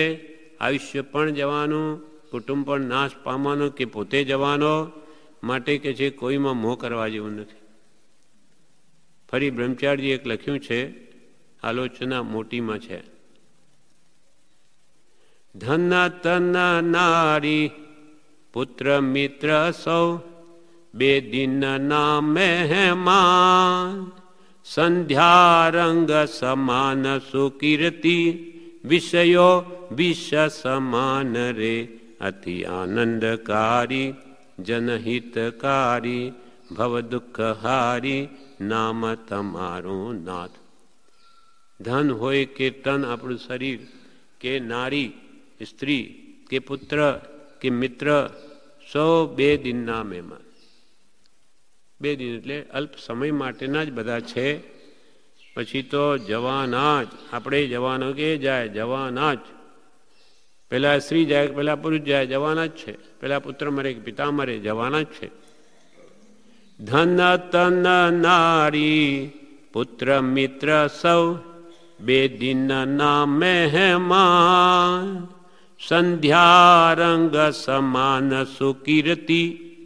યશ હોય, યશ ગાન થતું હોય, પણ સાંજે સૂર્યાસ્ત સમયે જે આકાશમાં કેવી લાલીમા થાય, લાલ લાલ ને કેવું દેખાય સુંદર. સંધ્યા રંગ સમાન સૌ કીર્તિ. ગમે એટલી સત્કીર્તિ હોય પણ એ પણ નાશ પામવાની. સંધ્યા રંગ સમાન સુકીર્તિ વિષયો વિષ સમાન રે. પાંચના વિષયો તો ઝેર જેવા છે. ઝેર તો એક જ ભ મારે, એક જ ભ બગાડે. જ્યારે પાંચના વિષયો તો એમાં રાગ મોહ કરાવીને આપણા હજારો ભ બગાડી દે. આ તો ભયંકર ઝેર છે. પેલા કરતા હલાલ ઝેર જેવું છે. વિષયો વિષ સમાન રે, અતિ આનંદકારી જનહિતકારી ભવ દુઃખ હારી, નામ તમારું નાથ. નામ તમારું નાથ. હે નાથ, આપણા માટે કૃપાલદેવ તો એમનું નામ શું છે? સહજાત્મ સ્વરૂપ શુદ્ધ ચૈતન્ય સ્વામી. કૃપાલદેવ તો એ તો એમના શરીરનો આકાર છે. મૂળ તો કૃપાલદેવ શુદ્ધ ચૈતન્ય સ્વામી છે. શુદ્ધ ચૈતન્ય આત્મા, શુદ્ધ સ્વરૂપ જેને પ્રાપ્ત છે એટલે શુદ્ધ ચૈતન્ય સ્વામી, સહજાત્મ સ્વરૂપ શુદ્ધ ચૈતન્ય સ્વામી. સહજાત્મ સ્વરૂપ પામેલા એવા શુદ્ધ ચૈતન્યના સ્વામી નાથ. કેટલાય પત્રો નીચે પોતે પણ દસ્તખતના ઠેકાણે સહજાત્મ સ્વરૂપ પોતે સાઇન કરે ત્યાં, એટલે પોતે તે સ્વરૂપને પામેલા છે. એવા કે છે કે આવા પુરુષનું નામ જ ભવ દુઃખહારી છે, અને એના પ્રત્યેનો પ્રેમ જ આ બધાને ફગાવી દે, આ બધા દુઃખોને. જનહિતકારી અતિ આનંદકારી જનહિતકારી ભવ દુઃખહારી, નામ તમારું નાથ. એટલે એનાથી જ આપણું કલ્યાણ છે. બાકી સંસારમાં તો બધું ક્ષણિકને નાશવંત જ છે.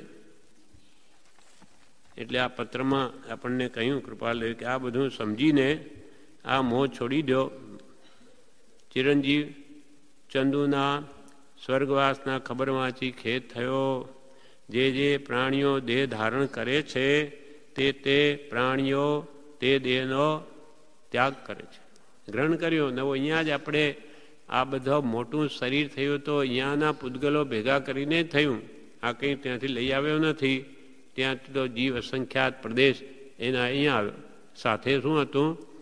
કારમણ વર્ગણાઓ અને તેજસ વર્ગણાઓ એની સાથે હતી વિગ્રહ ગતિમાં. ત્યાંથી દેહ છોડ્યો, નવો દેહ ધારણ કરે તો એમાં વચ્ચે સાથે કોણ હતું? કારમણ વર્ગણાઓ, જે પોતે બાંધી, અને તેજસ વર્ગણાઓ એ એને ઢસડીને લઈ જ જાય. નરકમાં નહીં જવું હોય એને તો એ કારમણ વર્ગણાઓ લઈ જ જાય. એટલે મહાપુરુષો કે આવા કર્મ બાંધશો જ નહીં કે જેથી તમારે નહીં જવું હોય તો ત્યાં જવું જ પડે. એટલે દેહ ધારણ કર્યો તે જે પ્રાણીઓ દેહ ધારણ કરે છે તે પ્રાણીઓ તે દેહનો ત્યાગ કરે છે, એમ આપણને પ્રત્યક્ષ અનુભવ સિદ્ધ દેખાય છે. બધું દેખાય છે. આપણે બધા કેટલા મરી ગયા, આપણા બાપ દાદા બધા ગયા, અનેક જતા જોઈએ છે. આપણું પેટ એ થવાનું છે. એટલે એને લક્ષ્યમાં કહે છે એમ આપણને પ્રત્યક્ષ અનુભવ સિદ્ધ દેખાય છે. તેમ છતાં તો પણ આપણું ચિત્ત તે દેહનું અનિત્યપણું વિચારી નિત્ય પદાર્થના માર્ગને વિશે ચાલતું નથી. આ શરીર અનિત્ય છે. નિત્ય શું છે? નિત્ય કૃપાલ કે તારો આત્મા. આત્મા સિવાય કોઈ નિત્ય પદાર્થ આ જગતમાં છે નહીં. મૂળ દ્રવ્ય રૂપે નિત્ય પદાર્થના માર્ગને વિશે ચાલતું નથી. દેહનું અનિત્યપણું વિચારીને એ શોચનીય વાતનો, શોચનીય ખેદમય વાત છે કે પ્રત્યેક દેખાય છે છતાં એને માનવામાં નથી આવતું. એ શોચનીય વાતનો વારંવાર વિચાર કરવો યોગ્ય છે. મનને ધીરજ આપી, કૃપાલે આ વાત લખી એમના માતા પિતા કે કોઈને કહે છે ચંદુના કે મનને ધીરજ આપી ઉદાસી નિવૃત્ત કરીએ છૂટકો છે. તમે ગમે તેમ ગમે તેટલો શોક કરશો, ખેદ કરશો, દુઃખી થશો કે મારો છોકરો મરી ગયો તો પણ એમાં કાંઈ વળે નહીં, કોઈ પાછા આવી શકે નહીં. મનને ધીરજ આપી ઉદાસી નિવૃત્ત કરીએ. આ વૈરાગ્ય ભાવ તમને આ ખેદ રહે છે નિવૃત્ત કરીએ છૂટકો છે. દિલગીરી ન થતાં ધીરજથી તે દુઃખ સહન કરવું એ જ આપણો ધર્મ છે. તમે દિલગીર ન થાઓ પણ ધીરજ રાખો, અને જે દુઃખ આવી પડ્યું છે એ સહન કરવું એ જ આપણો ધર્મ છે, એ જ કર્તવ્ય છે. અને જેટલા પ્રમાણમાં આપણો રાગ વિશેષ હોય સ્ત્રી પુત્ર ધનાદિ પ્રત્યે તેટલા પ્રમાણમાં દુઃખ લાગે અંત વખતે. પહેલાંથી જ મારું કંઈ છે જ નહીં, આ બધું ઋણાનુબંધે આવી મળ્યું, બધાને જવાનું જ છે, પહેલાં એ જાય હું જાઉં, એવી ભાવના જો નિત્ય પ્રત્યે વિચારેલી હોય તો કે છે એને એટલું દુઃખ લાગે જ નહીં. કંઈ નહીં, જવાનું તો છે, બધાય જવાના, ગયા એનું પૂરું થયું આયુષ્ય. પણ જેને આખી જિંદગી સારા કામ કર્યા હોય તો આપણને આનંદ પામવો જોઈએ કે એને આખી જિંદગી ભક્તિ કરી છે, સારા કામ કર્યા એટલે તો સદગતિને પામ્યો, સારું થઈ ગયું. હવે એનાથી આપણું હવે કેમ એવું થાય એ આપણે વિચારવાનું કે તો ગયા કરીને સમાધિ મરણ કર્યું, ગમે તે સારું મરણ કર્યું, હવે આપણે કરવાનું. એનાથી કે છે આ ભાવ લ્યો, એના પાછળ રડવાથી શું થાય? કાંઈ વળે નહીં. ઉડતું એ આર્ધ્યાન એને શોક કહેવાય અને એ આપણને અશાતા વેદનીનું કારણ થાય. પાછળ જે રડવાનું છે કે દુઃખ લાવે, કોઈક પ્રેમ અત્યંત હોય તો આવી પણ જાય, પણ એને ખોટો માને નહીં તો એ આપણને અશાતા વેદની બંધાવે.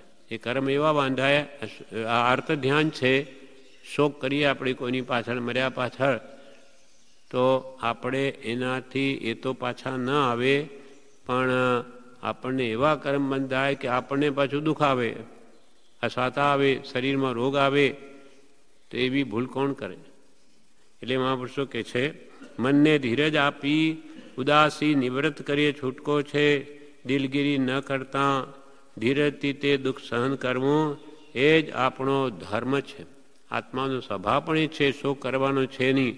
અને બીજો ધર્મનો અર્થ કર્તવ્ય છે, આપણું એ જ કર્તવ્ય છે. આપણે સત્પુરુષના આશ્રિત છીએ, જાણીએ છીએ કે છપદથી આત્મા છે, નિત્ય છે, તો શોક કરવો નહીં. આ દેહ પણ હવે પોતા વિશે પેલો પેરેગ્રાફ કયો, હવે કૃપાલય ફરી 3 લીટરનો પેરેગ્રાફ મૂકે છે. આ દેહ પણ આપણો, એ તો ગયો ચંદુ, આ દેહ પણ જ્યારે ત્યારે એમ જ ત્યાગવાનો છે. એ ગયો તેમ આપણે જવાનું જ છે. આ દેહ પણ જ્યારે ત્યારે એમ જ ત્યાગવાનો છે. એ વાત સ્મરણમાં આવ્યા કરે છે અને સંસાર પ્રતિ વૈરાગ્ય વિશેષ રહ્યા કરે. કૃપાલી પોતાની વાત કરે, આપણો આ દેહ છે ને એ પણ એક દિવસે આવી રીતે છોડવાનો જ છે, ત્યાગવાનો જ છે. એને નહીં છોડવો હોય તોય છૂટશે જ. તું કે મોહ નહીં છોડે શરીર પ્રત્યેનો તો જમ છોડાવશે. છેવટે તને કંઈ કાળ છોડે નહીં. આ જવું જ પડશે તારે, તો પહેલાંથી જ માની લે, સમજી લે, તો આ આપણને દુઃખ નહીં થાય. આ દેહ પણ જ્યારે ત્યારે એમ જ ત્યાગવાનો છે. એ વાત સ્મરણમાં આવ્યા કરે છે અને સંસાર પ્રતિ વૈરાગ્ય વિશેષ રહ્યા કરે. કૃપાલી પોતાની વાત કરે કે અમારે પણ આ દેહ ત્યાગવાનો છે, એથી અમને સંસાર પ્રતિ ખૂબ વૈરાગ્ય ભાગ રહે છે, રાગ થતો નથી, કેમ કે જવાનું છે અહીંયાથી. પૂર્વ કર્મને અનુસરી જે કંઈ પણ સુખ દુઃખ પ્રાપ્ત થાય તે સમાન ભાવથી વેદવું. એ જ્ઞાનીની શિખામણ સાંભળી આવી છે, તે લખી છે. માયાની રચના ગહન છે. પત્ર પૂરો કર્યો. પૂર્વ કર્મને અનુસરી, પૂર્વે જે કર્મ બાંધ્યા, જે કંઈ પણ સુખ દુઃખ પ્રાપ્ત થાય પૂર્વ કર્મને અનુસરી. પૂર્વે જેવા શુભ કે અશુભ જેવા બાંધ્યા તેવા જ્યાં આવવાના. શુભનું ફળ સુખ આવે, ભૌતિક સુખ, અને પાપનું ફળ દુઃખ આવે. પૂર્વ કર્મને અનુસરી જે કંઈ પણ સુખ કે દુઃખ પ્રાપ્ત થાય તે સમાન ભાવથી વેદ. એ જ્ઞાનીની શિખામણ સાંભળી આવી છે, તે લખી છે. કૃપાલ કે મોટા પુરુષોએ પહેલાં આ જ કહ્યું, એ અમને સાંભળી આવ્યું એટલે તમને લખ્યું છે. એટલે ગાથા પણ કૃપાલને લખેલી છે પહેલાં. નાની કે અજ્ઞાની જન સુખ દુઃખ રહિત ન કોઈ, નાની વેદે ધૈર્યથી અજ્ઞાની વેદે રોય. નાની કે અજ્ઞાની સુખ દુઃખ કોઈને છોડે નહીં. નાની કે અજ્ઞાની સુખ દુઃખ રહિત ન કોઈ, પણ નાની વેદે ધૈર્યથી અમારું વાંધેલું આવ્યું છે એવી સમજણ છે. અને અજ્ઞાની વેદે રોય, અજ્ઞાની રડતા ભોગવે માટે નવા બાંધે, નાની ક્ષમતાએ ભોગવે માટે કર્મ છૂટી જાય, દેણદારી પતી જાય. તો આપણે પણ નવા બાંધવા હોય તો કૃપાળ કે સમાન ભાવથી સુખ દુઃખને વેદમાં એ જ્ઞાનીની શિખામણ સાંભળી આવી છે, અમને યાદ આવ્યું છે. મહાપુરુષે એમ કહ્યું છે, તે લખ્યું છે. મોહ એટલે માયાની રચના ગહન છે. આ સંસારમાં કુટુંબમાં કે ધનાદિમાં આ મોહ થાય છે. આ મોહ માયાની રચના ગહન છે, ખૂબ જ ઊંડી છે. એટલે એને જીતવી બહુ દુર્લભ છે. છતાં પણ જીત્યા વગર કોઈ કાળે આપણને છૂટકો જ નથી, જન્મથી છૂટાય એમ જ નથી. માટે વિચારે કરીને કે આ મોહને કાઢો, ઘટાડો, મટાડો, તો અંત વખતે પણ આપણને દુઃખ નહીં થાય. બીજા ગુજરી જાય કે પોતાનું પણ મરણ આવે તો પણ કંઈ નહીં, કંઈ જતું કંઈ નથી મારું. ઉડતું આખી જિંદગી ભક્તિ ભજન કર્યા હોય, સારું કર્યું હોય, કોઈ ખોટું કામ ન કર્યા હોય તો મરણ વખતે તો વધારે આનંદ થાય ને. જેમ પ્રભુ શ્રી કે મૃત્યુ મહોત્સવ સારું, હવે કે આ નવોદય ધારણ કરવો મળશે, નવોદય મળશે. આ તો હવે જર્જરી થયો, વૃદ્ધાવસ્થા આવી, અનેક રોગ વળગી ગયા. એના કરતાં નવા ઘરમાં જવું છે, દુઃખ શું છે એમ સમજણ હોય તો એને તો વિશેષ આનંદનું કારણ. અને જેમ કોઈ નોકરીમાં એને ઊંચી પોસ્ટ મળે તો એને આનંદ થાય કે ભાઈ એના કરતાં તો મારે ઊંચી બઢોતરી થઈ. તેમ આ દેહ કરતાં તો વિશેષ ઉત્તમ ગતિને પામવાનો હોય, સત્પુરુષના શરણમાં જવાનું હોય, ભાવ કરેલા હોય અહીંયા, તો એને શું દુઃખ છે? સારું, જે થાય તે સારાને માટે. જીવતા જીનવર જપું